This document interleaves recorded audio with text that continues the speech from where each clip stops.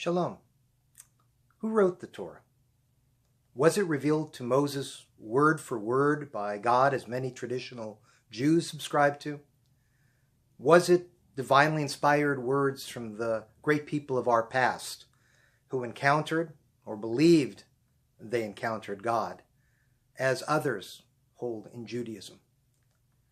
For some people, this is the pivotal question of Jewish faith and influences their approach to the Jewish heritage. The older I get, the less important that question seems, and the more the words of this week's Torah portion speak to me. Moses in Parshat Nitzavim, this week's Torah portion, Deuteronomy 29 and 30, speaks powerfully of the covenant that the people of Israel are establishing with God. And he reminds them that the Torah, the teachings they have received, lo nifleti mimcha, is not too hard for you, velo rechukahi, is not too distant from you, lo bashamayim hi, it is not in heaven. Those last words are the source for a remarkable story in the Talmud, where the rabbis are disputing a difficult and obscure point in the Torah.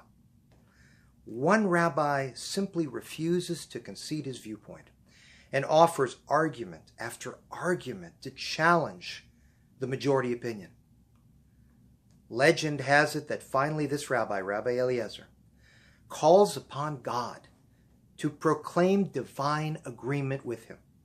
And sure enough, a voice from heaven does so, to the shock of the other colleagues. But one rabbi turns his eyes upward and unafraid declares, Lo bashamayim hi, it is not in heaven. We have been entrusted to study and interpret these holy words, not you, God.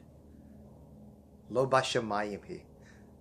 I get the chills every time I recount that story in the Talmud, because what a powerful message it conveys. Who wrote the Torah, the words of the Torah?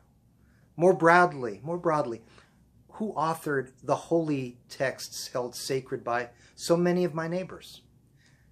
It's interesting coffee shop discussion for people who love religion, but not as important as the recognition that these texts we hold dear have been given to us all as a gift.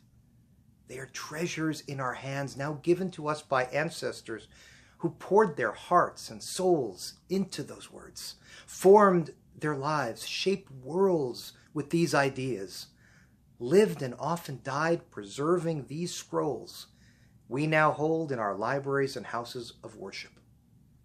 They interpreted the texts and understood them based on what was happening in their world. And you know what? It is up to us to be good stewards of those precious thoughts and stories and do the same today, regardless of their origins.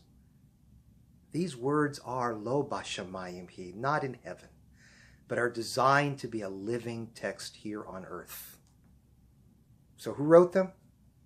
I think we're better served when we recognize that regardless of who ultimately revealed the words we hold dear, we have an obligation to our ancestors who gave them to us, to study them, interpret them, and be worthy of the gifts we have been entrusted with. Our texts, heavenly written, divinely inspired, are not in heaven. They are our words now. And with the gift of interpretation, they help us hopefully reach heavenly heights in our daily lives. My friends, this weekend we begin the High Holy Days. We will be back after Yom Kippur with more videos. We hope to see you during this beautiful season of repentance and renewal. And with that, I want to wish you a Shana Tova, a good year, a Kativa v'Chatima Tova. May we be written and sealed for a good year. And always, a Shabbat Shalom.